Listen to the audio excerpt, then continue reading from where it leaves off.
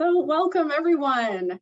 My name's Melinda St. Louis and I'm the director of Public Citizens Medicare for All campaign. We're thrilled to come together once again as this national coalition effort to win municipal resolutions all across the country as part of how we build a massive grassroots movement in support of Medicare for All.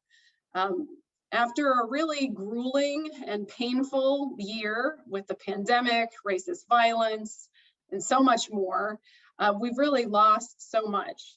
But here in the DC area right now where I am, we've been enjoying the promise of spring blossoms paired with a faster than expected rollout of the COVID vaccine. And that is being administered for free for every adult in the United States that wants it right now.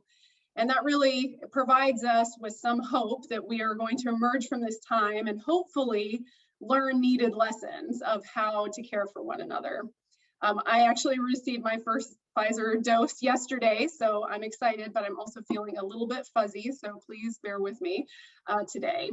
As folks may know, it's been an exciting time for our movement over the past month too. Last month, Representative Pramila Jayapal and Representative Debbie Dingell, our champions in the House, introduced the Medicare for All Act of 2021 with support of more than half of the Democratic caucus. We now have 115 co-sponsors on this bill, which is really incredibly exciting. And importantly, after years of advocacy by committed activists and local officials, Democratic leaders and key committees have signed on to this legislation for the very first time. And I think that's really a testament to our organizing and our work to win municipal resolutions has been an integral part of the advocacy strategy we've built to build enduring local coalitions, powerful enough to convince members of Congress to champion this legislation. So tonight, we really wanted to come together and to celebrate and learn from these victories as we plan to build on them and our growing momentum to educate people in communities from coast to coast. And so glad we have you all here with us. We have a really terrific lineup of leaders with us tonight to share their perspectives, successes, and future plans, including Representative Jayapal's lead healthcare staffer, Stephanie Kang. We're really grateful that you're here with us, Stephanie. Eagan Kemp, who's the health policy advocate at Public Citizen. West Orange, New Jersey City Council President Cindy Matute Brown is with us tonight, as well as activist leaders from California, New Jersey, Florida, Washington, D.C., Maryland, and Iowa, who have achieved tremendous organizing victories and are continuing to move forward with creativity and commitment. As this is a webinar for folks who haven't joined us before, you can join the conversation. Please put your comments and questions in the chat. You can also send us an email at medicareforall@citizen.org. We'll do our best to answer questions, and panelists, feel free to jump in the chat and answer questions if you want. We'll also follow up with you afterwards if we don't get to your question. And if you haven't signed up in your community on our map of resolutions, and you haven't been in direct touch with us for a while, please sign up at the link that Brittany will post into the chat right now. So let's jump in. I'm thrilled to have with us Stephanie Kang, the lead health staffer for Representative Pramila Jayapal. She has graciously agreed to give us a report about the updates to the Medicare for All Act of 2021 that was introduced and the growing momentum in Congress with some of the new champions that we've managed to get on the bill. So welcome, Stephanie. Wonderful. Thank you so much, Melinda. I always love being a part of these webinars.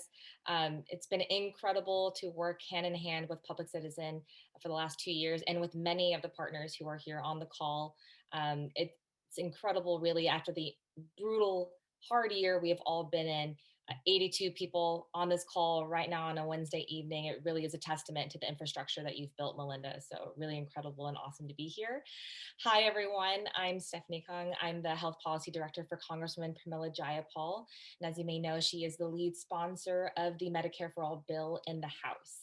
So I'm super excited to give you all some updates, some important changes that we've made to the bill, improvements we've made to the bill, what's going on in Congress, why we're super excited to keep organizing on Medicare for All, and sort of a quick run through of what's next. So Last Congress, we saw an unprecedented legislative and political year for Medicare for All. It was really incredible. And after that kind of year, I think some of us were kind of nervous. How are we going to get back up to that energy that we had and that we were able to build? And I have to say, the bill, the Medicare for All bill launch on March 17th was surpassed my expectations. I was talking with some of the Medicare for All organizers, and somebody noted that he's been there for every Medicare for All launch since 2003, and that this was the most diverse and inclusive and broad support and energetic bill launch he has ever seen. And really, that's a huge, huge part because of the grassroots movement we've built. And that's just really pushed the support inside Congress. And so this bill was already quite comprehensive. It lays out a very detailed plan of how we're going to transform the healthcare system into putting patients over profit and actually guarantee comprehensive benefits as a comprehensive human right. Just to make sure we're all on the same page, we mean comprehensive benefits. So this is taking Medicare and improving it so that it has dental, vision, hearing, long-term care, reproductive care, everything that you need to have a dignified life. And that's with no copays, private insurance premiums, deductibles, out-of-pocket costs. I know we've all heard these things, but it's really important to reiterate, make sure we're all on the same page. And then we wanted to build on that. I strongly believe single payer universal healthcare is a key foundational step to achieving health justice and racial justice. That by itself will not achieve it, but it's an important critical first step. And so we really wanted to center equity even more in Medicare for All. And so there's an establishment of an Office of Health Equity that really allow the Medicare for All system to better address social determinants of health and all the factors that go into making a person healthy or keeping a person healthy. We also improved benefits and included preferential hiring for any worker who could be affected by a transition into a Medicare for All system.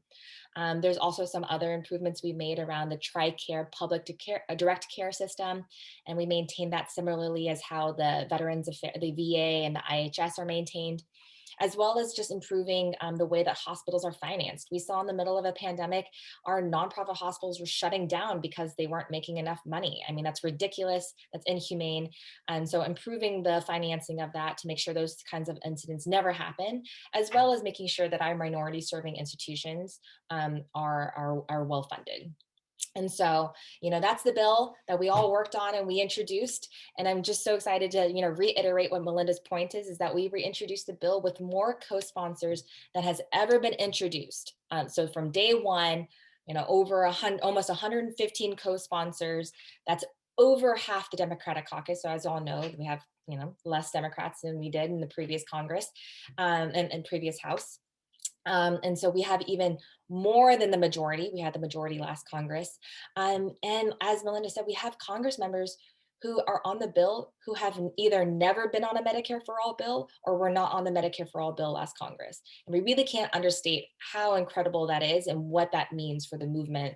It means that for many members of Congress, after seeing the way that our current healthcare system was not able to provide the health security people needed during this pandemic, it was undeniable. Like literally, I don't know if y'all were able to watch the launch. If you haven't, please check it out on the Facebook page for Congresswoman Jayapal. And you'll hear Rep. Cardenas, Representative Ted Deutsch. They were not on the Medicare for All bill before, and they heard from their constituents, we aren't able to afford COBRA. We aren't able to go to the marketplace. We're in a state that hasn't expanded Medicaid, and they didn't have an answer for them. And so the argument has really just been made so powerfully. And that's also why, and this is so huge, I'm sure Anna-Marta is going to talk about this further, but we have the chairman of Energy and Commerce. For y'all who don't know what Energy and Commerce is, I had never heard of it before I came into the House, but evidently it's this very powerful committee. Anything that's health related has to go through this committee. Chairman Frank Pallone is a co-sponsor of Medicare for All, and he's committed to having a hearing in his committee, full committee, on Medicare for All this year. And why this is important.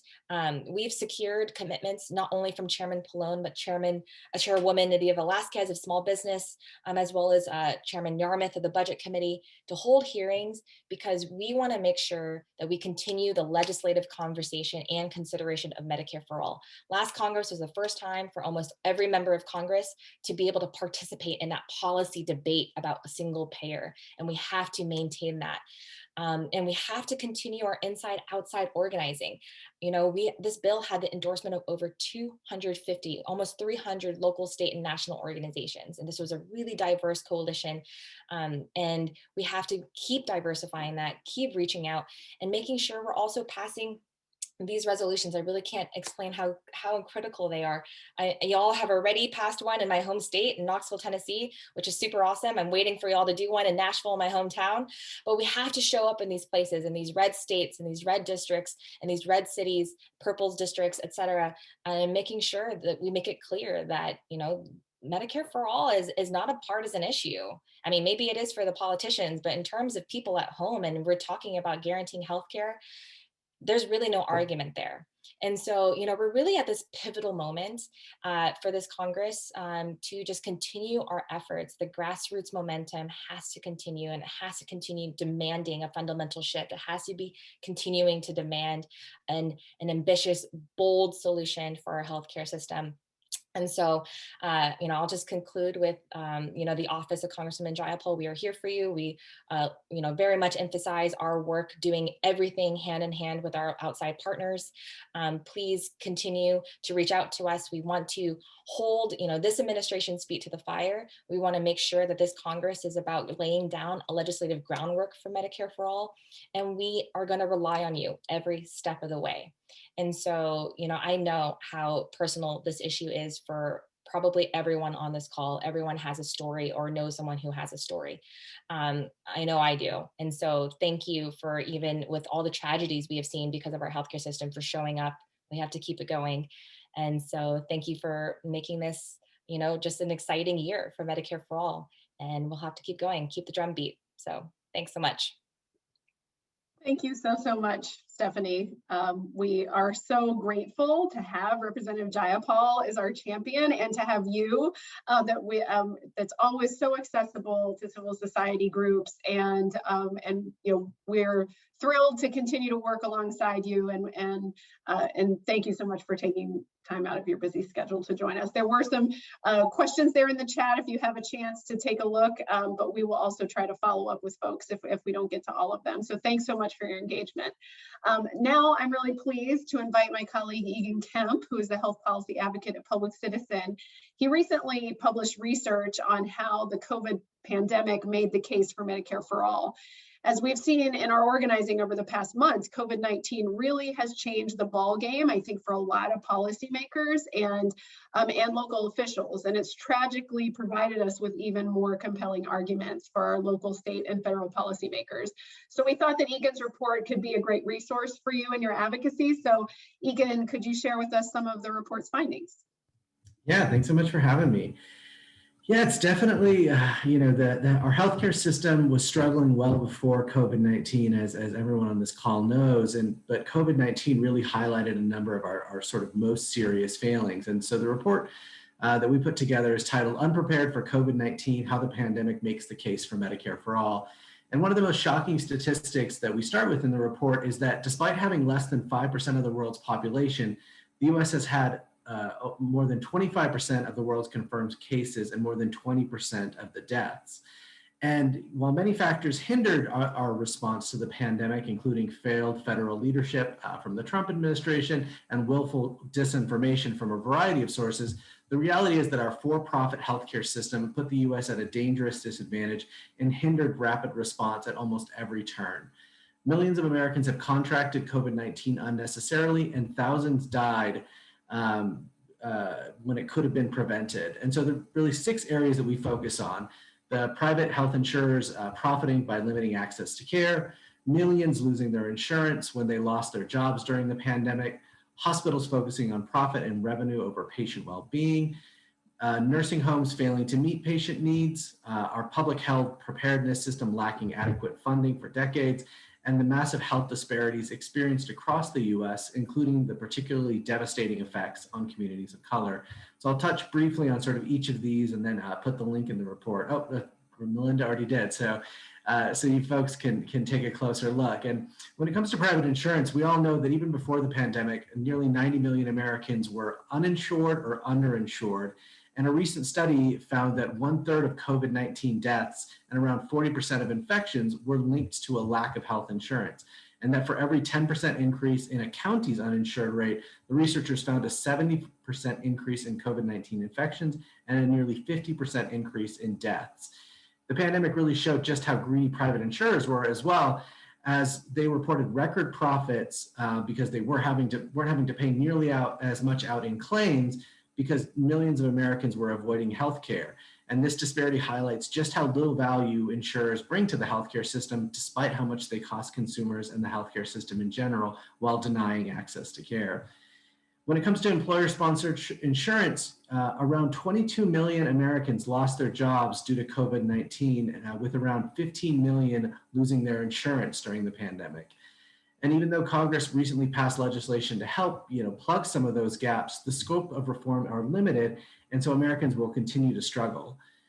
Compounding the overall uninsured and underinsured rates is that industries deemed essential have among the highest uninsured rates for their employees, and many of them are majority Black and brown jobs. And recent Public Citizen report looked more closely at this and found over half of agricultural workers were uninsured, about a quarter of construction, home care, and restaurant workers, and more than 10% of meat packing, nursing home, and grocery store workers. Folks that are still, we're still working throughout the pandemic, but really at a high risk of needing care and not being able to afford it. When it comes to hospitals, we focused on sort of how profit and revenue are really the key thing, whether it's a nonprofit or a for-profit hospital. And it made them unable to respond to COVID-19 as quickly as they could have. And at the same time, as Stephanie already mentioned, safety net hospitals were facing closure. So urban and rural hospitals were really struggling. And that's because our current system incentivizes hospitals to buy expensive machines, build new hospital wings, and refer patients often for unnecessary care. And under Medicare for All, it would mean we would have global budgets, meaning sort of a comprehensive budget for hospitals and similar institutions, which would ensure that their doors stay open while delivering the needed money to provide care for their community. And even before the pandemic, we were seeing private equity companies already consolidating hospital systems and driving up costs. And that's something that's only going to increase as a result of COVID, because so many hospitals are in a precarious financial position as elective procedures were canceled and they're really sort of struggling to make ends meet. When it comes to nursing homes, we really saw that nursing homes were overwhelmed and understaffed, something that we knew well before the COVID-19 pandemic. Prior to being at Public Citizen, I was at the U.S. Government Accountability Office, and there's always research coming out about nursing homes failing to control infections, being understaffed, and another big problem is nursing home workers are paid so little that many of them work at 2 to 3 facilities while also possibly providing home health services, meaning that if they get sick in one facility, they may be going to 2 to 3 other facilities because they can't afford to just work at that one. And also our healthcare system drives people into nursing homes as opposed to allowing them to get care in their home or another setting of their choice.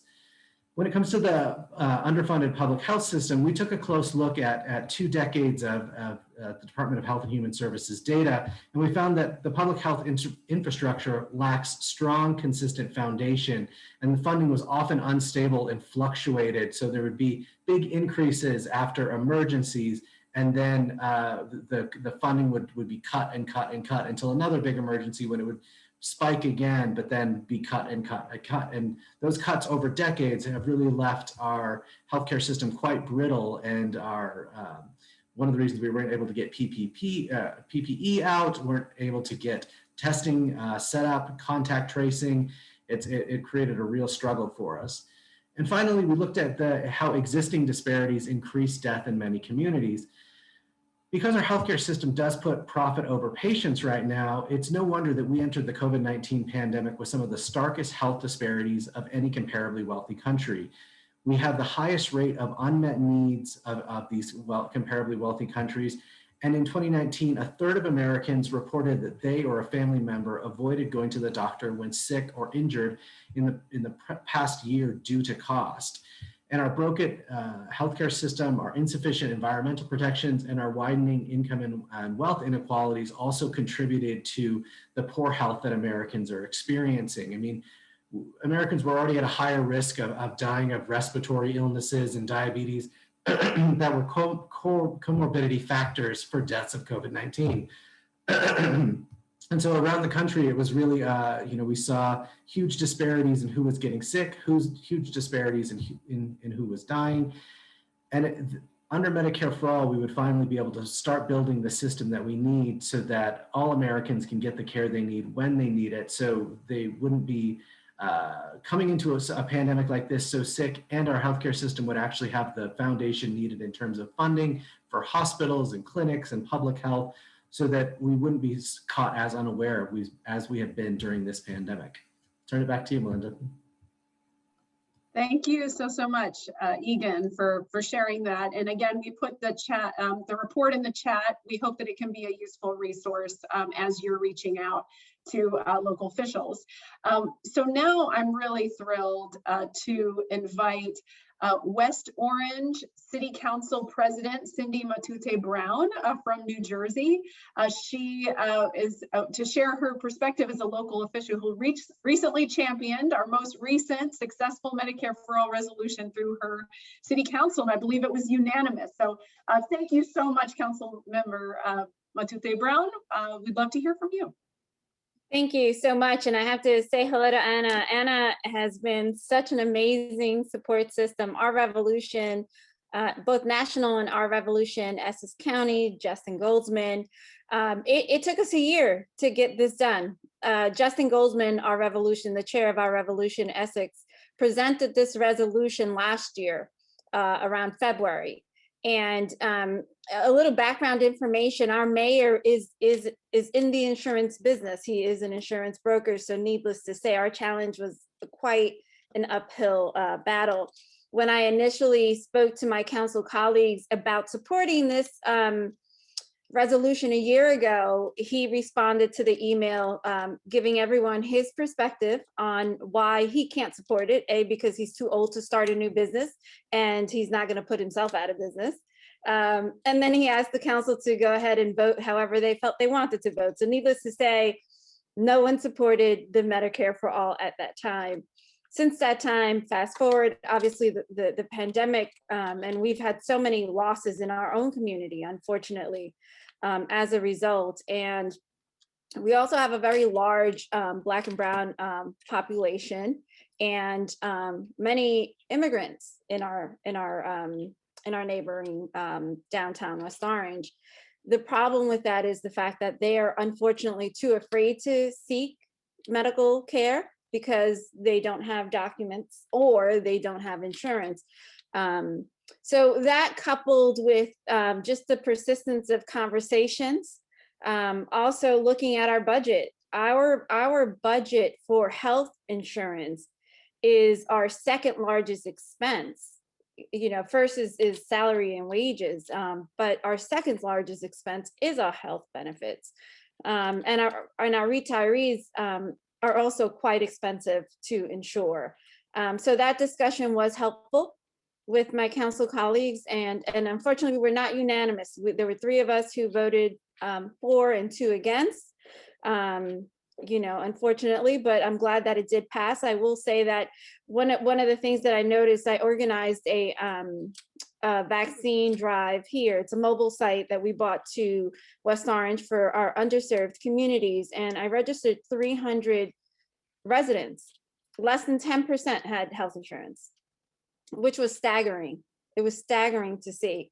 But for the, you know, the representation that they have on the council, who acknowledges that they exist, that they need assistance, you know, these are things that we wouldn't otherwise know. and they would certainly not have access to, because they don't have insurance or they're not documented. So I am happy to say that while it was an uphill battle, you know, the conversations, COVID certainly does, I agree with Eagan, unfortunately, certainly does make the case for the need for Medicare for all. But also if you're, you know, on town council or city council somewhere, the bridging conversation has to be around your budget, because it is the most expensive. There is never a time where we don't see an increase from year to year. And so it makes it very difficult to budget when our healthcare is always increasing. But I encourage you all to continue to push, to continue to have those conversations. You know, have your residents come and speak at public comment, because that's what it takes. It takes that continuous push, because we have that's why we're here. We're here to listen to our constituents and do what it is that's in their best interest.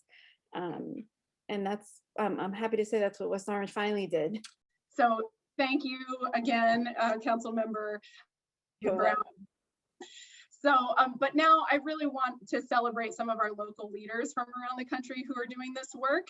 So I'm going to turn it over to Brittany to give an update on the exciting organizing that's happening around the country and to introduce some of our activists. So thank you so much. Brittany, are you still there? There's a Democracy Leaders web meeting on the account. Well, I just talked to Kane. She said they're going to find something else. So you can go ahead. Oh, I'm presenting now. Okay, just on time, right? Yes. Great. So I won't be able to set up my phone holder that has my script on it. So it's going to be a little awkward, but we'll go right ahead. So hi everyone, my name is Brittany Shannahan and I am the Medicare for All organizer at Public Citizen. We have a lot that's happened since our national webinar and I want to give a quick recap. To start with, I want to acknowledge the amazing work that our two interns, Rebecca Jacoby and Django Mahmoud, have been doing in reaching out and recruiting new activists. These monthly webinars are just the beginning of the work that we do, and their support has been crucial in establishing new resolutions efforts around the country. As a quick reminder, if you're working on a resolution and haven't been in touch with us recently, or if you'd like to join an effort near you, the thing to do is to go to our website. Someone will type it in the chat, and let me just share my screen and take you there. All right, so on our website, you can click Take Action in Your Town and sign up to take action. And we'll send you an email. Once you've signed up here, we'll send you an email introducing you to our toolkit. And within a few days, Django or Rebecca will reach out to you to connect you to local activists or to set up a call to talk about a new resolution effort. You can also get a good idea of where resolutions are moving. So if you go back to Find Your Town, we have a map showing this, and we also have this list of resolutions recently passed. Just a reminder, very quick reminder, our toolkit has a comprehensive step-by-step guide that has everything you need to move your resolution. I'm just showing you briefly the section where your group, that helps you prepare for a meeting with a council member, because that is where we get the most questions. While some council members have picked up resolutions forwarded to their office, in most cases, you'll need to present them with your resolution during a meeting in order to be sure that they'll read it. So we do also have a sample email in there in the toolkit that you can use to write to your council members to sort of help you get that head start to request that meeting with them.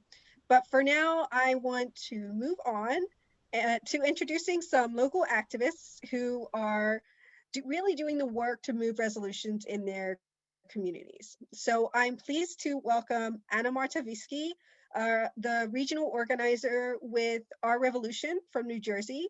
Anna-Marta helped to lead the spectacular organizing campaign that led to perhaps our most surprising new champion in the Medicare for All Act, Representative Frank Pallone, who is the chair of the powerful Energy and Commerce Committee. Anna-Marta, what lessons can you share for your victory, and how do the resolutions fit in? Thank you so much, Brittany. Thank you so much, Melinda. It's always a pleasure to be here in this community. Yes, as you said, I am an organizer with Our Revolution. Just, as I give a quick recap of the story of getting Pallone on, I also want to mention another role that I have. I am a county committee member with the local Democratic Party and the county party. And I want to mention that because my organizing for getting Pallone on and my role within the Democratic Party locally and in the county intersected and clashed a couple of times. So I want to circle back at the end of the story to that.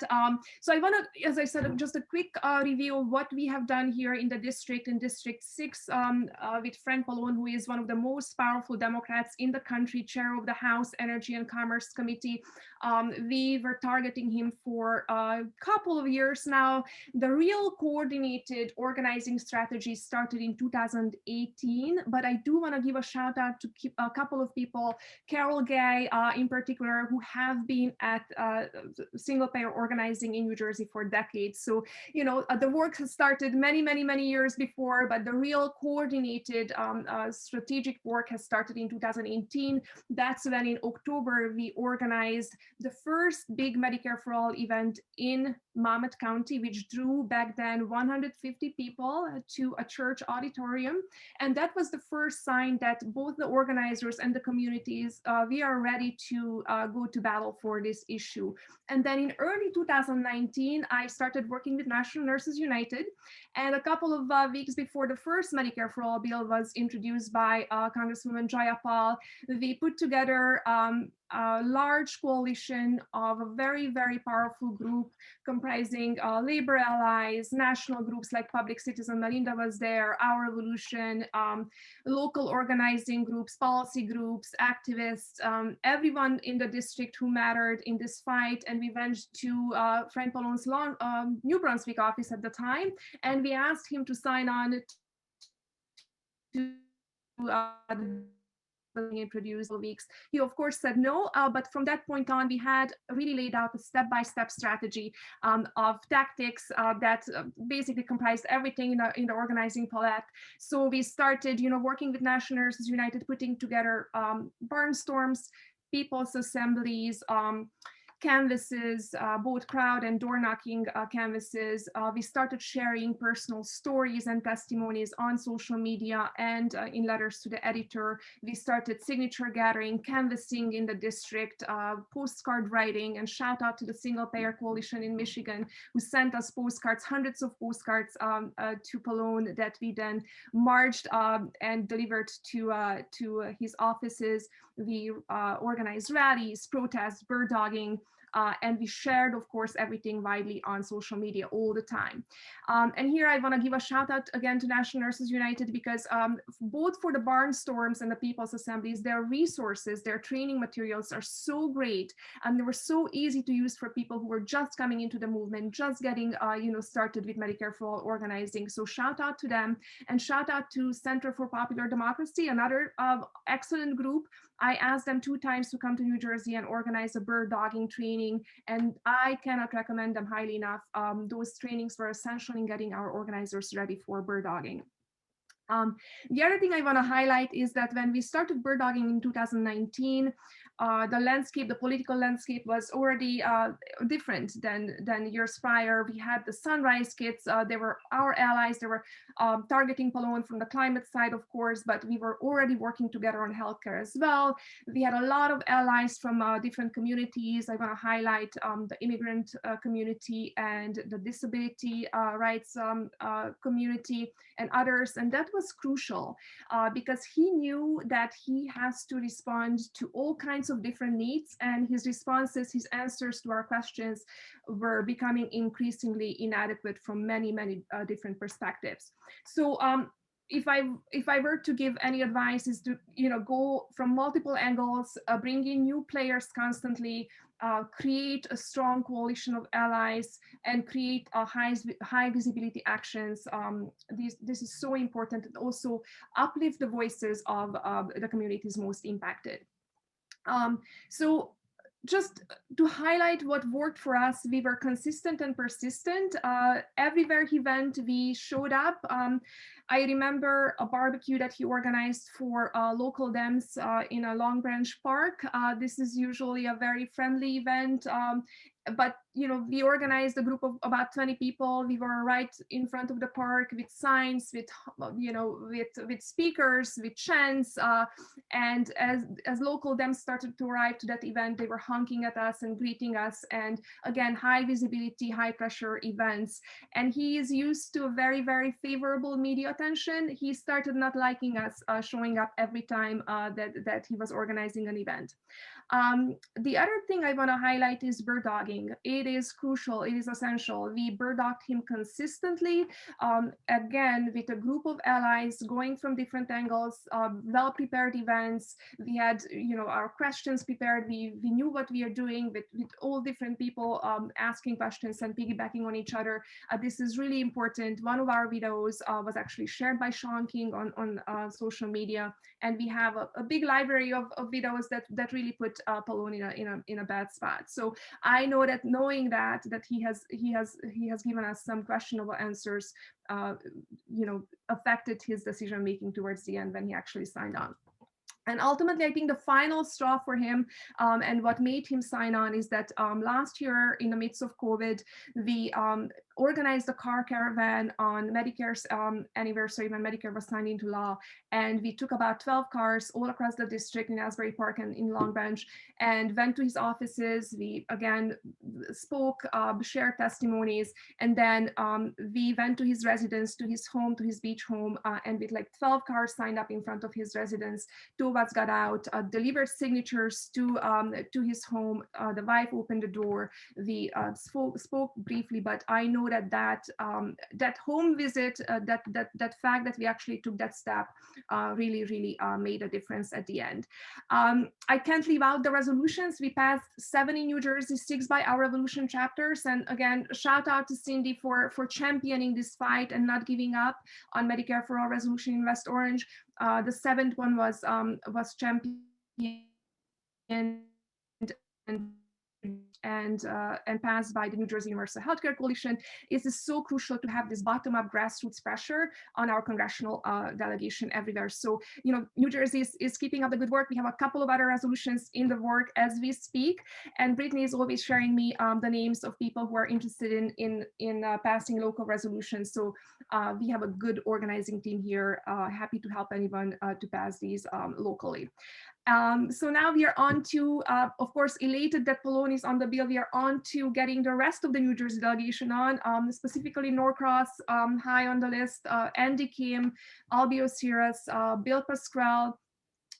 In 2019, allegedly Frank Polon told Andy Kim not to sign on to Medicare for All. Now we are entering a very new phase in our local organizing where many more things are possible with him being on the bill. And to just quickly circle back to what I mentioned at the beginning when I said that I'm a county committee member with the local Democratic Party and how that clashed with the Polon organizing.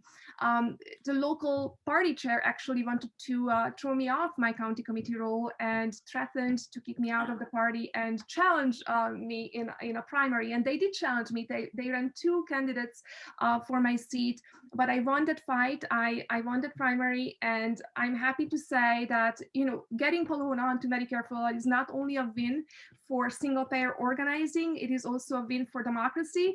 And I did not get kicked out of the party. It's the exact opposite. That what happened was that Polon joined the majority of his party in support of a very popular policy. So a win for Medicare for All, a win for democracy. I cannot wait for more wins, not only here in New Jersey, but all across the country. And I'm so happy to be in this fight with all of you. Thank you so much. Awesome. Thank you. Thank you, Anna-Marta. So now we have Carolina Ampudia from Healthcare is an Act of Love, South Florida, to talk about the organizing victory to encourage Representative Ted Deutsch to sign on. Hi, everybody, and thank you for having me.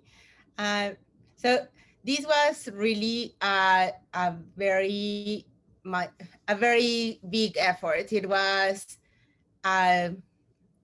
a conglomeration of factors that ended up in Congressman Deutsch finally joining us. We had been working with him for years through PDA, and thanks to that, I met a dear friend that connected me with you guys, with Public Citizen, and with many other organizers and activists in the area. Unfortunately, he passed at the beginning of the pandemic, but before that happened, at the very, very beginning of the pandemic, we were very frustrated because we were not going to be able to do our visits and to continue our advocacy the way that we had originally been doing. So what happened was that we created this group that was aimed to be able to continue the organizing, but without the restrictions that we would get from all of the other organizations that we're part of. So we created Healthcare is an Act of Love, and we did that and chose that name because at the very beginning of the pandemic, it was really love what kept all of the healthcare personnel going after, helping their patients without having PPE, making, creative and very risky decisions to continue their work. And we wanted to highlight that and be able to say thank you to them, but at the same time, push for Medicare for all. So we continue doing that. We, at the very beginning, Melinda has been there from the very, very start. She was our first speaker in our first caravan, and we were very ambitious, and we covered an area. If you have ever been in South Florida, we went from Jackson Memorial Hospital to the Broward General Hospital in a caravan that's 31 miles for a caravan, and everybody stood together. And at the end of the caravan that lasted over an hour, we had an hour Zoom meeting, and everybody was connecting from their cars to keep their distance. We parked at a park close by. And so with that, we started creating, some polishing of the idea. How do we continue doing some of these things? And how do we bring external voices that are not just our little group of activists? And very much like Anna-Marta said, this was a coalition of forces, right? So we continue doing visits, we continue doing letters, but all of these was in digital form, calls. We joined National Nurses United for some phone banking and for text banking. We've been also joining with other organizations locally and with some groups of organizations. Like, I want to give a shout out to Left of Center in Palm Beach County. And they are a group that encloses DFA, Democracy for America, DSA, and PDA. We locally also are representing PDA. Also, shout out to Dr. Bill, who I saw it's there in the meeting. And thank you so much, because you also were there from our very beginning, helping us, being our first speaker. Throughout this time, we have worked with CYR, which is the Union for Interns and Residents in Jackson Memorial, Physicians for National Health Program, the PDA National, PDA Florida, PDA Broward, and we have also worked with DSA, and our biggest effort, our I would say like the crown of these, was a webinar that included Healthcare is an Act of Love. It included PDA, it included Public Citizen, and Melinda was there again, It also included the left of center that I just mentioned, DSA Broward, DSA Palm Beach through the left of center, Democracy for America, DFA Palm Beach, National Nurses United, Dream Defenders, Black Lives Matter, Florida for Healthcare, and also the AIDS Healthcare Foundation. So we have been working with a lot of people, and that event was basically, I would say, a risk, because we called him for a Zoom meeting, but we didn't specify all of the organizations that were going to be present.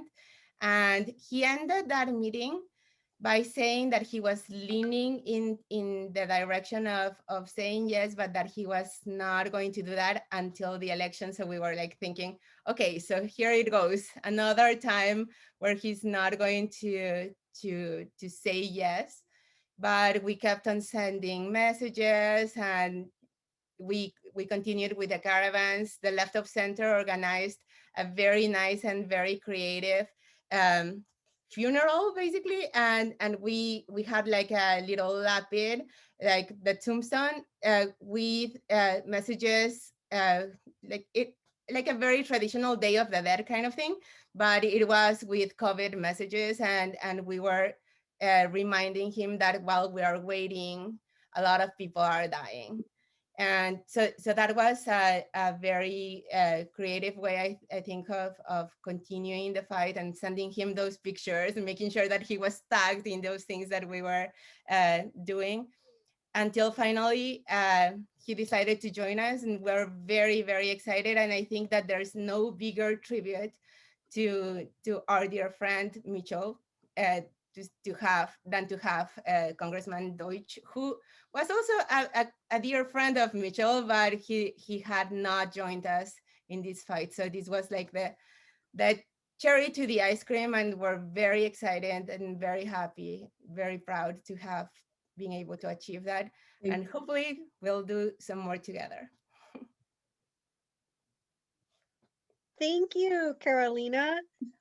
So next, we are pleased to also have with us Phil Kim from the California Nurses Associations. We've been thrilled to have partnered with CNA and organizations in California to develop a training and resolution strategy to support the exciting state single-payer bill, CalCare, alongside HR 1976. Phil?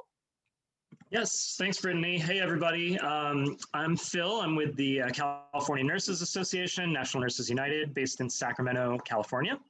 And yeah, like Brittany said, we are partnering up, and we just did a training a few weeks ago that went pretty well. By the way, I'm going to share this link if you're watching the chat. This has all the California resources, as well as a recording to that training, are here on this page that Public Citizen put together. So thanks for doing that, making it easy for folks. But yeah, we have a brand new state single payer bill that was introduced a couple months ago, AB 1400, the California Guaranteed Healthcare for All Act, or CalCare for short. And so we're passing these resolutions, joint resolutions, in support of AB 1400 and 1976, the new Medicare for All bill. Already, since the training, there have been a number of cities that have passed resolutions in support of AB 1400. Oakland, San Francisco, Emeryville, Berkeley, Santa Barbara all passed resolutions.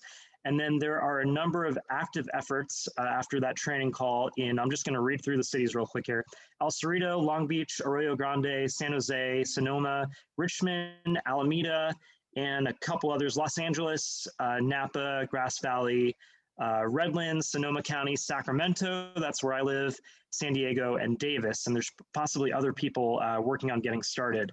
I'm going to give a few more specific updates. So if you're in the Richmond area, the resolution will be on the calendar for April 20th. So please, we always encourage people to make public comment in support of the resolutions. It's a really great way to publicize the issue. And of course, a lot of the city council members and mayors are connected to the US reps and the state legislators as well. San Jose will be voting on April 27th. So be sure to go to that city council meeting. They had a meeting today, actually, where a number of people made a public comment at today's Rules Committee meeting of San Jose City Council. And then in Sacramento, we're planning a big push on April 20th. We're all going to be making public comments at the April 20th Law and Legislation Committee. We've got a couple city council members on board, as well as the mayor. So hopefully he joins Mayors for Medicare for All. We'll give him the link for that. But yeah, thank you so much. A lot of activity. Oh, last thing I'll mention is that we are getting ready for a big day of action this Saturday. We are doing 18 car rallies. CNA is hosting 5 of these events, and volunteers are hosting all the other ones. And we're calling them CalCare Speakouts. They're COVID-safe car rallies where folks are going to be able to share your personal healthcare stories about our broken system. So if you're in California, or if you know people in California, please spread the word about these 18 car rallies happening in California. And finally, if anybody's curious about the bill or wants more information or fact sheets, all of our activities and fact sheets and resources are compiled on this one document that I just shared. It has a listing of everything there. By the way, thank you to the folks in New York who also have a state single payer bill going, because the original California bill was actually derived from the New York bill. And then this most recent bill that we just introduced is an updated version of that, incorporating elements of 1384, now 1976. Anyway, those are some wonky policy details. But thank you all, and have a great rest of your day. That's all I have. Thank you so much, Phil. And it's great to be partnering with California nurses and organizations across Florida in this exciting joint effort for the state bill and the national bill. We're really excited about that. I appreciate everyone's patience because of our tech difficulties. We have a couple more really exciting updates that I want us to get through. I'm really excited to turn it over to 2 incredible partners organizing with me locally in our nation's capital, Terrence James from Spaces in Action, which is a Center for Popular Democracy affiliate, and Abel Amene from Metro DC DSA, to give a quick update on their organizing toward a resolution with the DC City Council. And we will definitely have you come back and give a more full report, but we'll have some quick updates toward the end of this. Thank you so much. Yes. And I want to say thank you, Melinda. Thank you, everybody, for jumping back on the call. We try and be pretty quick. Good evening, everyone. My name is TJ. I'm the Health Justice Organizer with Spaces in Action, and I focus on our local and our national healthcare work. Spaces in Action is a grassroots organization that focuses on low-income families within DC who have been impacted by social and economic injustice. Together, we take a seat at the table to develop community-centered solutions and step into our power. We help people step into their power through leadership, training, grassroots organizing, and creating a safe space for people to learn and grow. Over the past couple of months, we have created a coalition to help push for the fight for Medicare for All, which includes Spaces in Action, National Nurses United, Metro DC DSA, of course, Public Citizen, and DC Nurses Association. We have been in conversation with DC council members to educate them on the resolution. Our coalition works in their respective areas to engage and partner with community leaders to build collective knowledge, build power, and achieve our goal of passing a Medicare for All resolution in DC.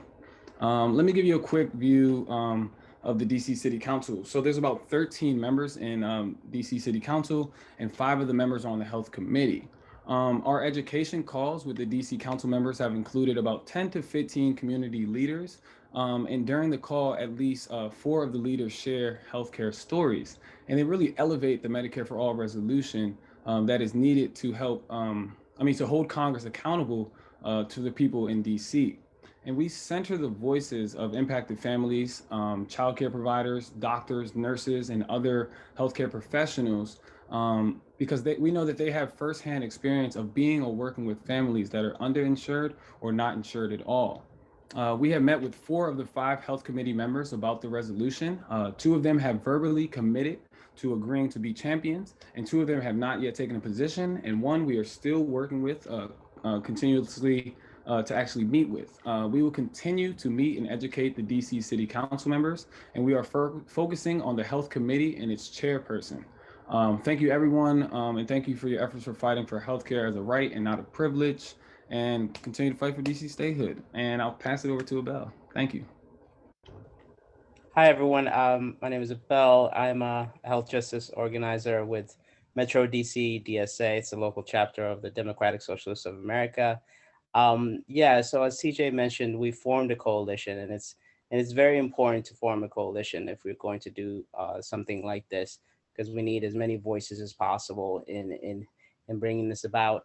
And in doing this, we decided to be very intentional in bringing in a new school of activists, not just the same old people, going and asking for the same things, but having as many new voices coming in. And to do that, we planned, monthly onboarding meetings, and this is very important in educating as many new people into Medicare for all activism. The first meeting we had was very basic, and it was about what is Medicare for all. We in this group are very familiar with the provisions of Medicare for all, but if you really look out and look past the activists around you, some are just not aware of what exactly is out there, and there's a lot of propaganda. So it's very important to first define what Medicare for all is, what's included, and to clearly delineate it from any other plan out there. And that's what we did for our first meeting. And for the second meeting, we did power mapping and how to build a pressure campaign by really looking at each representative and tailoring your strategy around them. We're going to have another one in just a few days, and that's going to be about storytelling. And this is something that's very important and that Spaces in Action is very good at. And it's about how, when we have these meetings with council members, really, empowering the people that are going to speak with the tools they need to tell their story properly, and to really get their point across by telling their personal story and connecting that to why we need Medicare for all. So these onboarding meetings are very important to build the base that you need to convince these council members, to come to your side and support such a resolution, and that will feed into the federal bill. And I also want to mention while we're here, there's also a very good coalition built in Maryland. We didn't mention it, but we should definitely talk about how that coalition has convinced Representative Mfume, and the Maryland coalition is very organized and very intentional in how that organization, how it targets, specific representatives one at a time.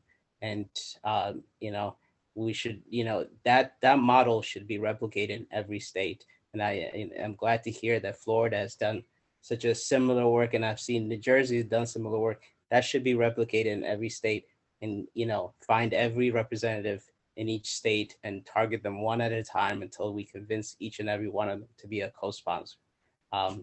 So thank you so much. Regional solidarity is a very good thing. Thank you for having me.